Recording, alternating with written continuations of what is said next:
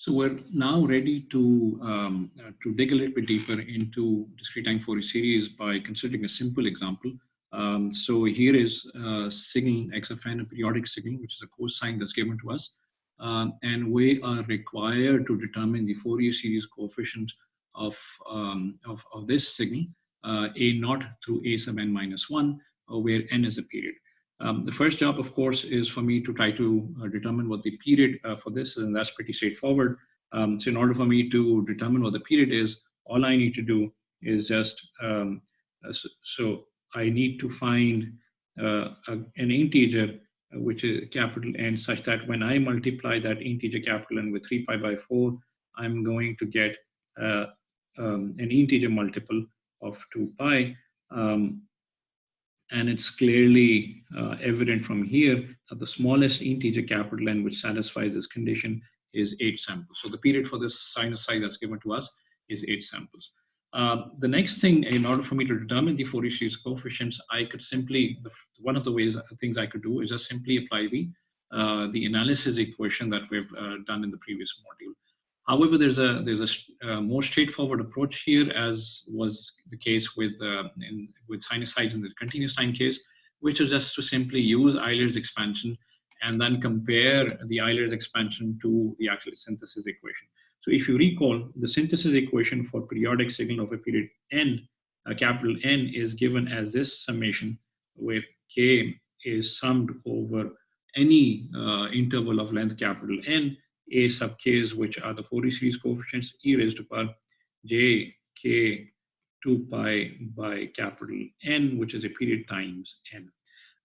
So in order for me to bring this signal into a form which looks like this, I'll just simply use, so this is the analysis equation. So this is the analysis equation.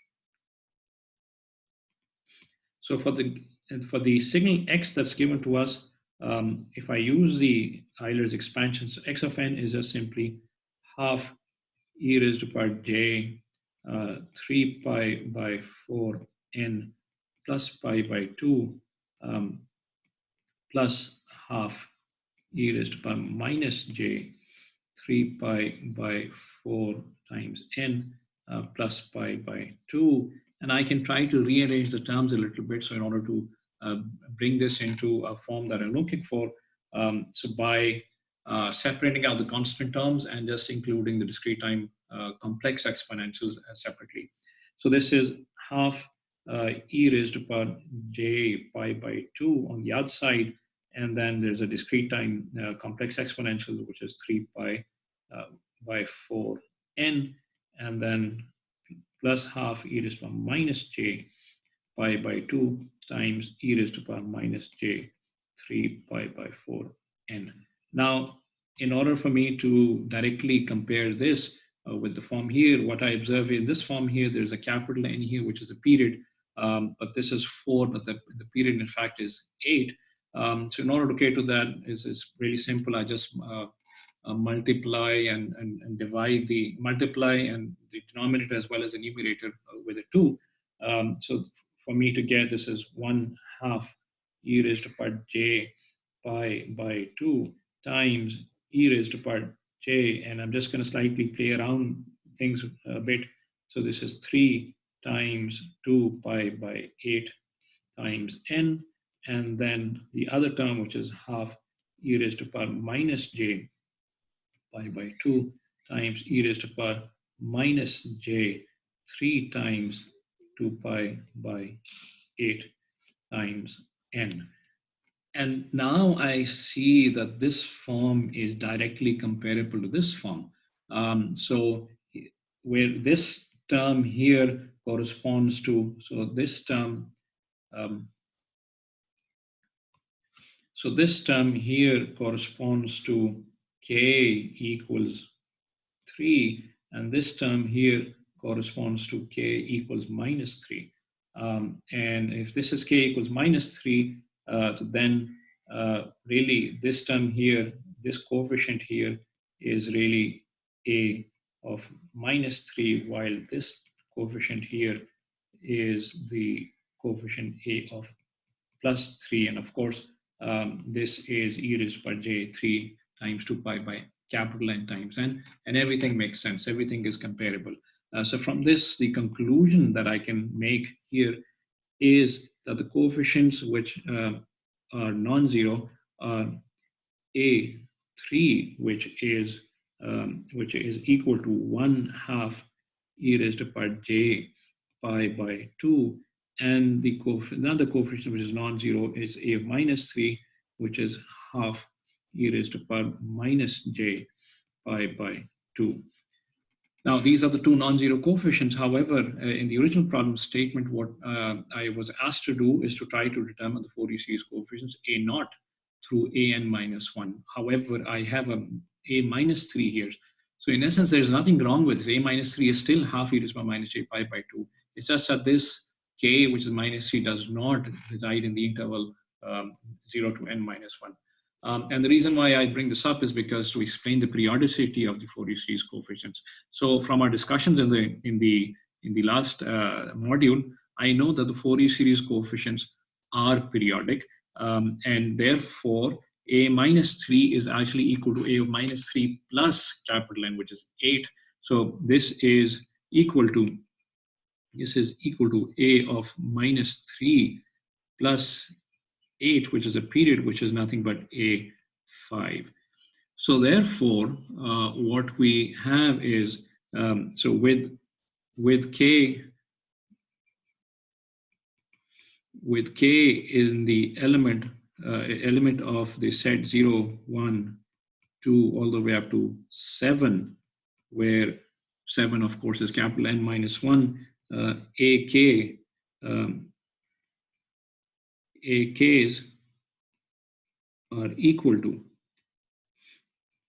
1 upon 2 e raised to power j pi by 2 for k equals plus 3 and is equal to half e raised to power minus j pi by 2 for k equals plus 5 and is 0 otherwise. Of course, this is within the interval 0 to 7. This does not mean that every coefficient outside of this interval is going to be 0.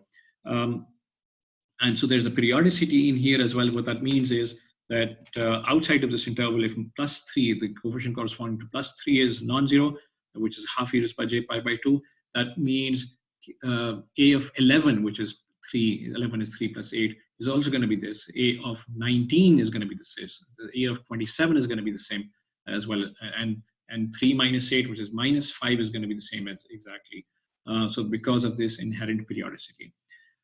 One of the other ways I could have come up with the same conclusion is by just analyze. So if I call this expression as expression 1, this expression here as expression 1.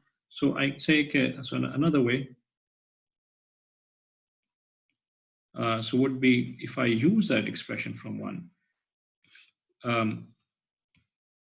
I know that complex exponentials have a frequency which wraps around. So therefore, so x of n, another way I could have written x of n, the first term stays the same, e raised to power plus j pi by 2 times e raised to power j 3 times 2 pi by 8 times n. But the second term I could have written as e raised to power minus j pi by 2 and e raised to power minus j, which is 6 pi by 8 times n, and then I could have had a 2 pi n outside. Why? Because there's a periodicity inherent inside the discrete time exponential. Or in other words, e raised to power j 2 pi n, for n being any integer, is just equal to 1. And therefore, this equation that I have here, this equation I have here is exactly the same as this equation 1.